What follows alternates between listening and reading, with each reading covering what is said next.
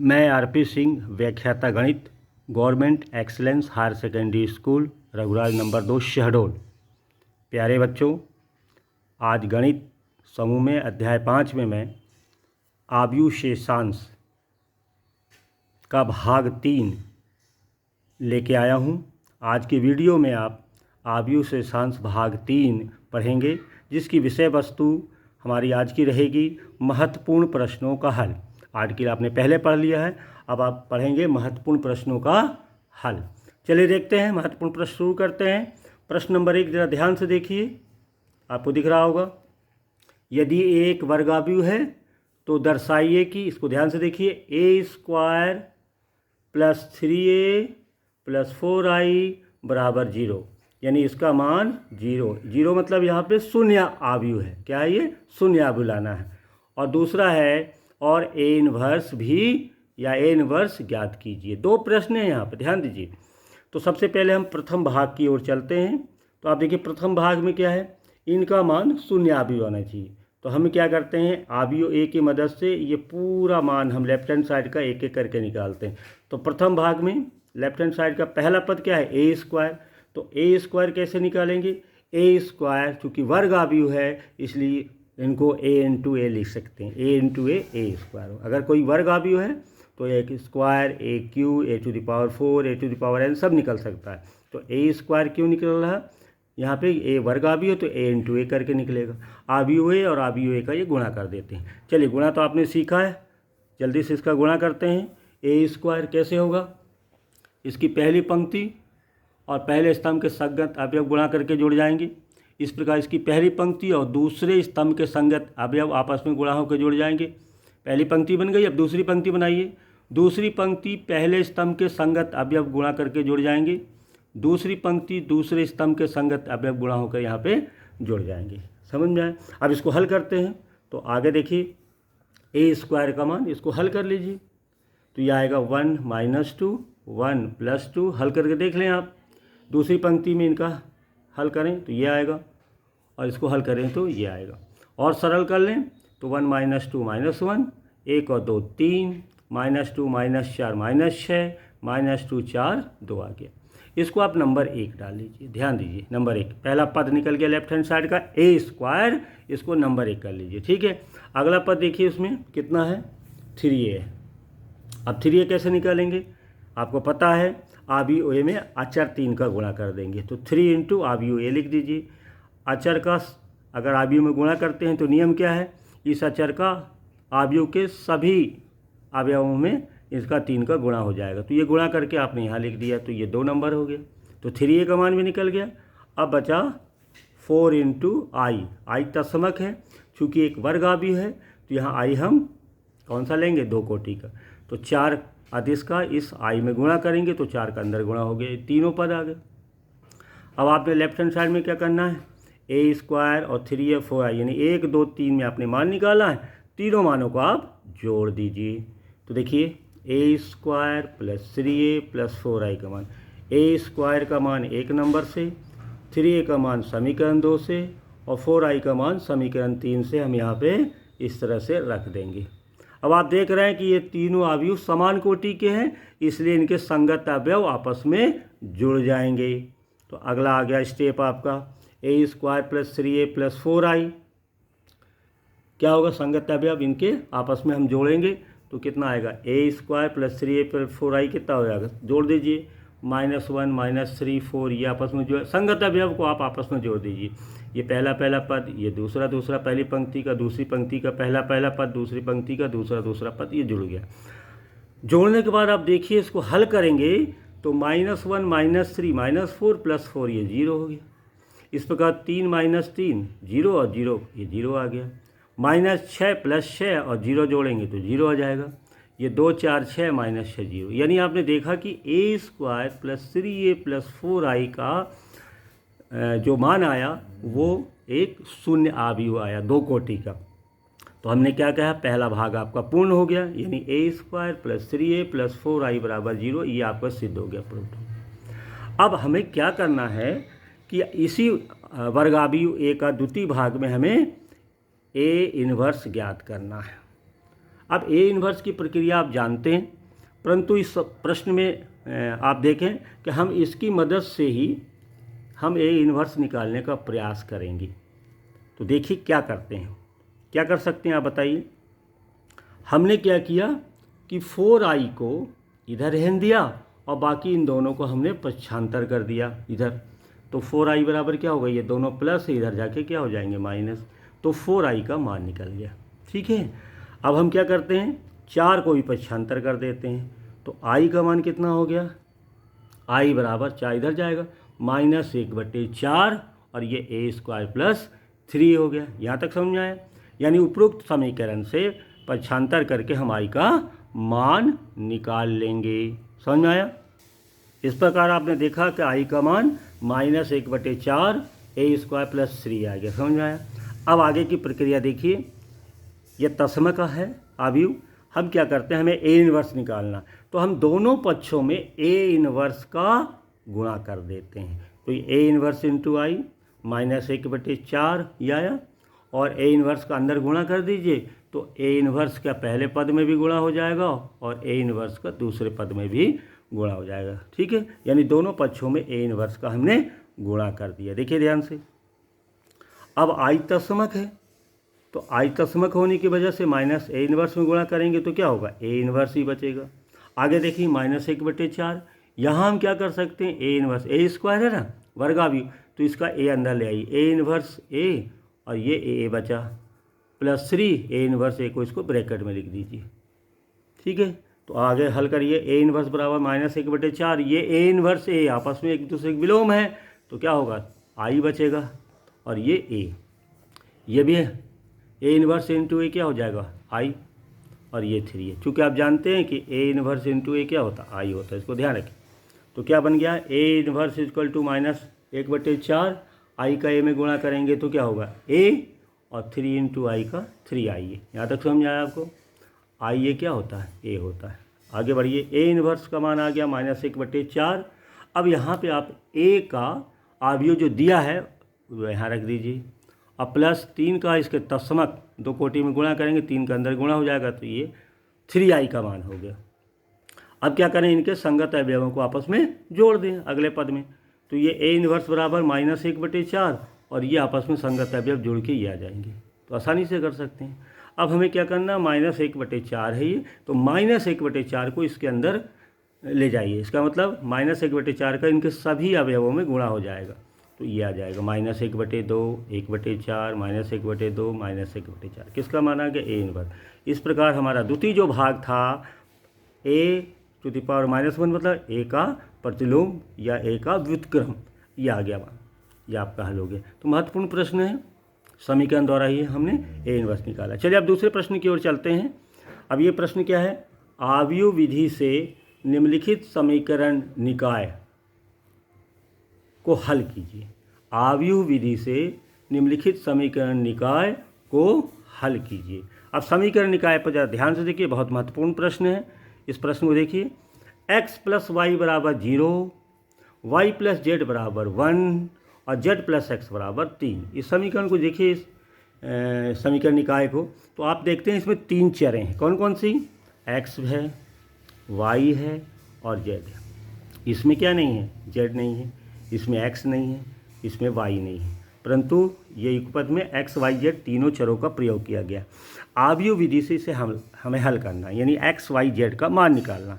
तो हम सर्वप्रथम इस दिए हुए समीकरण निकाय को इस तरह से लिखते हैं कि हर एक समीकरण में x, y और z हमें दिखे, तो ये आसानी से आप कर सकते हैं। तो हमने क्या लिखा, उपरोक्त समीकरण निकाय को हम इस प्रकार व्यक्त कर सकते हैं। उपरोक्त में देखिए ध्यान से, क्या किया हमने, x + y था, हमने x + y लिखा, z नहीं था उसमें, तो हमने 0 × z = 0। दूसरे में x नहीं है, तो हमने क्या किया, 0 × x लिख सकते हैं, +y + z = 1, और इसमें क्या नहीं, y, तो देखिए हमने क्या लिखा, x को पहले लिख दिया x, y नहीं था तो 0 × y + z = 3। इस प्रकार से हम पहले इनको लिखते हैं, और बाकी आपने पहले पढ़ चुके हैं। आव्यूह विधि में क्या करते हैं, गुणांकों का, x, y, z के गुणांकों का एक आव्यूह बनाते हैं और x, y, जेड का एक स्तंभावी बनाते हैं और इसको हम स्तंभावी में लिखते हैं। तो इसको हम इस प्रकार लिखते हैं आवी विधि में। ये देखिए इस तरह से, ये यहाँ पे एक्स वाई जेड के गुणांक किए आ गए, दूसरे समीकरण में भी एक्स वाई जेड के गुणांक किए आ गए दूसरी पंक्ति में, और तीसरे समीकरण से एक्स वाई जेड के गुणांक किए आ गए। ठीक है, और एक्स वाई जेड को हम इस तरह से लिखते हैं ताकि इनका गुणा करने पर फिर से यही आ जाए। इस तरह से इसको अलग करते हैं और इसको स्तंभावी में लिखते हैं। तो इस तरह से हमने समीकरण निकाय को आव्यूह के रूप में लिख दिया और इन आव्यूह को हम मान लेते हैं। क्या मान लिए? हमने इनको मान लिया a इंटू एक्स बराबर b, और इसको हम समीकरण लिख दिए। यहाँ तक समझ आया आपको? ठीक है, अब आगे की प्रक्रिया देखिए। इस प्रकार हमने देखा कि a का मान ये आ गया, उनके गुणांक एक्स वाई जेड के, x ये हो गया एक्स वाई जेड और ये b हो गया। हमारे पास a, x और b है। ठीक है, अब हमको यहाँ पे क्या करना, सबसे पहले आव्यूह a का सारणिक निकालना। क्या निकालना? आव्यूह a का सारणिक मान। अब इसके सारणिक मान को निकालिए, ये भी आप जान चुके हैं। हम क्या करना है, इसमें पहली पंक्ति के अवयवों में इसका प्रसार कर दें, ये आप जानते हैं। तो पहली पंक्ति का एक लेंगे, ये है ना, ये पहली पंक्ति पहले स्तंभ छोड़ के, ये आप जानते हैं। तो इस तरह से हम इस सारणी का पहली पंक्ति में प्रसार करके सारणी का मान हम देखते हैं कितना आता है। देखिए ध्यान से, 2 आया। कितना आया? 2। ये 2 नंबर डाल दिए। ठीक है, अब चूंकि सारणी का मान 2 आया है, यानी सारणिक ए जो है वो शून्य नहीं है। इसका मतलब क्या है, आप जानते हैं, चूंकि सारणिक A is not equal to 0, अतः हम क्या कर सकते हैं, ए इन्वर्स का अस्तित्व है, यानी ए का प्रतिलोम ज्ञात कर सकते हैं। चलिए आगे करते हैं। इसलिए आव्यूह ए के अवयवों का हम सबसे पहले सहखंड निकालते हैं। ये आव्यूह ए है, इसके अवयवों के हम सबके सहखंड निकालते हैं। तो आप जानते हैं सहखंड निकालना, तो ये आप निकाल लीजिए। A11 11 है ना, प्लस आएगा। पहली पंक्ति पहले स्तंभ के अवयव छोड़ दीजिए तो आएंगे, इसको हल करिए तो 1 आएगा। A12 क्या है, आप देखिए, ये A12 है, इसका A12 में ये 1 का, ये मान लीजिए 1 दिख रहा है आपको, ये उसका। तो कैसे निकालेंगे? A12 में ये 1 2 -1 की घात आएगी ऋणात्मक, तो ये माइनस आ गया। तो पहली पंक्ति दूसरे स्तंभ को छोड़ के ये अवयव ले लेंगे, 1 आ गया। इस प्रकार A13 का मान निकालेंगे। इस प्रकार आगे बढ़ जाइए, A21 का मान निकाल लीजिए, A22 का मान निकाल लीजिए, आपसे आता है। A23 का मान निकाल लीजिए, ये आ गया। ठीक है, आगे बढ़िए। अब तीसरे पंक्ति के भी ले लेते हैं। तो पहले क्या होगा, A31 का मान निकाल लीजिए, A32 का मान निकाल लीजिए और A33 का मान निकालिए। सारे अवयवों के मान हमारे पास आ गए। अब हम क्या करते हैं, ये सारे जो मान हैं आव्यूह के, सारे अवयवों के सहखंड आ गए। अब इन सहखंडों को हम अगर परिवर्त करके आव्यूह बनाते हैं, परिवर्त करके, तो हमारा एडजॉइंट ए बनता है, सहखंडज ए। तो इसका देखिए सहखंडज ए का क्या होता है, जो पहली पंक्ति के अवयवों के सहखंड थे उनको हम पहले स्तंभ में ले लिए, दूसरी पंक्ति के अवयवों को जो सहखंड थे उसको दूसरे स्तंभ में ले लिए, और तीसरी पंक्ति के अवयवों के सहखंड को हमने तीसरे स्तंभ में ले लिया। तो ये एडजॉइंट ए का ये मान इस तरह से निकलता है। अब इन सारे मानों को हम यहाँ पे लिख देते हैं, जो ऊपर से हमने ज्ञात किया। तो ये आ गया आपका, देखिए। तो ये पूरे, ये जो आपका अवयव आया, ये सहखंडज ए का मान है। अब सहखंडज ए का मान जब निकल गया तो हम आसानी से ए इन्वर्स निकाल सकते हैं। ए इन्वर्स का सूत्र आप जानते हैं, सहखंडज ए अपॉन सारणी के, यानी adjoint A upon determinants A. Determinants A का मान 2 आया था, ये लिख दीजिए, और सहखंडज ए का मान आपने अभी देखा ऊपर में, ये है, इसको यहाँ उतार दीजिए, दिख रहा। तो एडजॉइंट ए अपॉन सारणी के ये आ गया। ये किसका मान आया? ये माना है ए इन्वर्स का। किसका माना है? A inverse. इस प्रकार ए इन्वर्स आपने निकाल लिया। अब जो आपने समीकरण बनाया था, उसी समीकरण, एक जो ऊपर समीकरण था 1 नंबर, उससे x का मान हम निकालते हैं, क्योंकि ax बराबर b था, a इंटू एक्स बराबर b। तो x बराबर क्या होगा, a को पच्छांतर कर दिए, a इन्वर्स b, ये निकलता है। तो यानी x का मान निकालने के लिए हमें a इन्वर्स में b का गुणा करना है, बस। तो a इन्वर्स का मान अभी अभी आपने ऊपर निकाला ही, तो ये पूरा आपका a इन्वर्स हो गया। ये पूरा क्या हो गया, a इन्वर्स, और इंटू ये आव्यूह b। अब इनका आपको गुणा करना है, गुणा फिर से कर लीजिए। तो अब ये x का मान हम क्या करें, एक्स वाई जेड है, ये 1/2 आ गया। अब इन दोनों अवयवों का जब हम गुणा करेंगे तो गुणा नियम क्या है, पहली पंक्ति पहले स्तंभ के संगत अवयव से गुणा होकर जुड़ जाएंगे, एक ही स्तंभ है। अब दूसरी पंक्ति कैसे बनेगी, दूसरी पंक्ति का इस स्तंभ के संगत अवयव से गुणा होकर यहाँ आ जाएगा, और तीसरी पंक्ति इस स्तंभ के संगत अवयव से गुणा करके यहाँ जाएगा। क्योंकि एक ही स्तंभ है तो इसलिए हर पंक्ति में एक ही अवयव बनेंगे। अब इसको हल करें आप, तो आप देखिए यहाँ पे क्या आएगा, XYZ 1/2 बाहर है। अब इसके गुणा भाग करके आप हल करेंगे तो पहला आएगा 2, फिर दूसरी पंक्ति में आएगा -2, तीसरी पंक्ति में आएगा 4। अब इस 1/2 का यहाँ गुणा कर दें तो ये आएगा 1 -1 और 2। अब इन दोनों अवयवों को आपस में तुलना कर लीजिए, तो इस प्रकार हमारे चर का मान आएगा x = 1, y = -1, z = 2। इस तरह के प्रश्नों को और करिएगा तो और अभ्यास होगा। चलिए हम एक और बहुत महत्वपूर्ण प्रश्न करने जा रहे हैं, इसको ज़रा ध्यान से देखिएगा। इस तरह के प्रश्न आते हैं। इस प्रश्न की खूबी क्या देखिए, यदि A का अवयव दिया है, देखिए ध्यान से इनको, और B ये अलग अवयव दिया, 2 अवयव दिए हैं बेटे, ठीक है। तो सबसे पहला प्रश्न है तो हमें A × B, A भी ज्ञात करना है। तो आसान है कि A और B के आपस में गुणा कर लीजिए और गुणा करने के बाद माना जाएगा। लेकिन आगे देखिए, अतः निम्नलिखित समीकरण को हल कीजिए। एक इसके साथ एक समीकरण दिया है, ये इसको हल करना। अब इसकी खूबी ज़रा ध्यान से देखिए कि ये जो समीकरण निकाय है इसके गुणांक देखिए आप, यहाँ क्या है, x का 1, y का कितना -2, इसमें z नहीं है मतलब z का गुणांक 0 है, तो 1 -2 और z का 0, तो यहाँ देखिए 1 -2 z का 0। दूसरा देखिए x के गुणांक 2, y का 1, z का 3, ये आपको इस अवयव में मिल रहा है।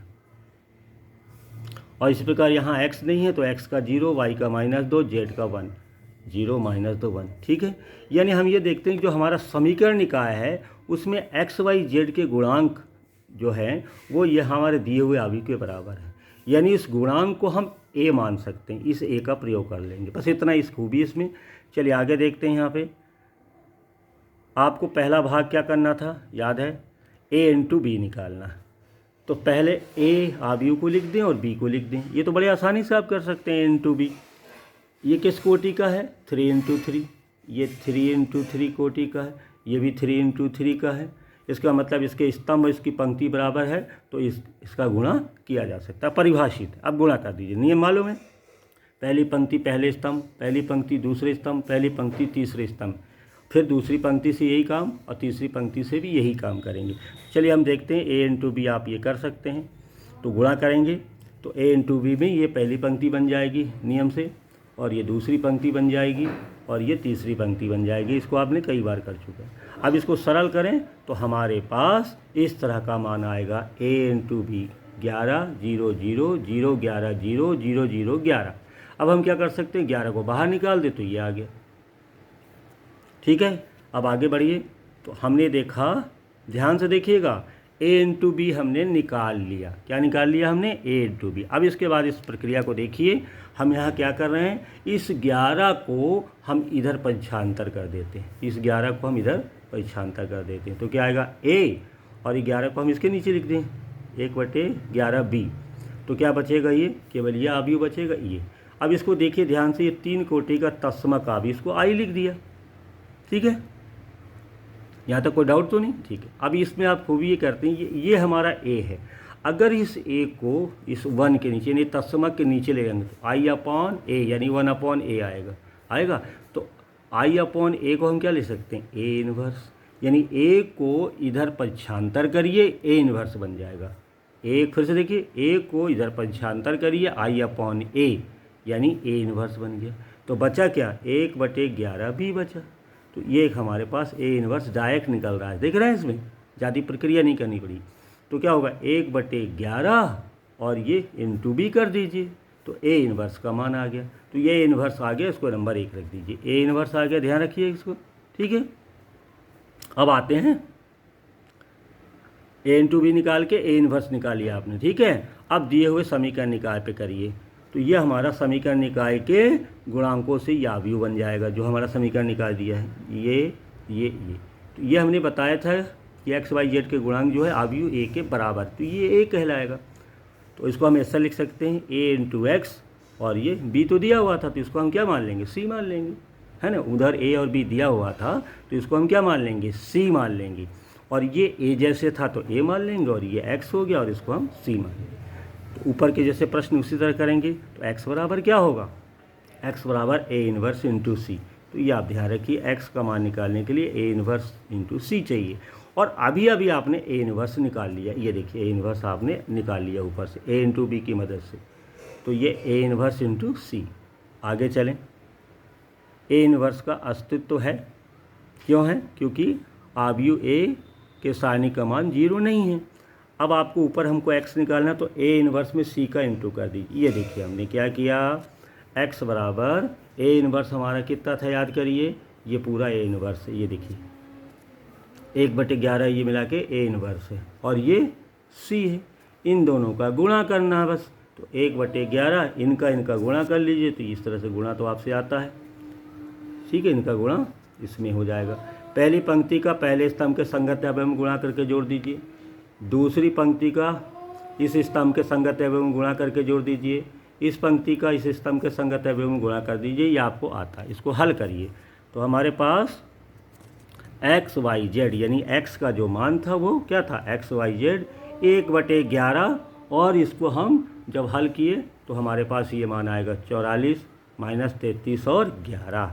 अगली बार आप क्या करेंगे, देखिए 1/11 को अंदर ले जाइए तो आपका ये बच जाएगा, ठीक है। तो ये इसके बराबर आ गया। अब तुलना कर लीजिए, अतः x बराबर 4, y बराबर -3 और z बराबर 1। तो समीकरण निकाय भी हल हो गया। इसमें दो प्रश्न को एक साथ मिला के दिया गया, महत्वपूर्ण प्रश्न है, इसको और देखिएगा। तो आज की वीडियो हम यहीं समाप्त करते हैं। इस प्रकार आपका आव्यूह शेषांश भाग 3 के साथ ही ख़त्म हो जाता है। बच्चों, मैं अगले वीडियो में आपको अगला अध्याय लेके आऊँगा, इंतज़ार करें, इस वीडियो को देखें। कोई परेशानी हो तो हमसे ज़रूर संपर्क करें और पूछें। धन्यवाद।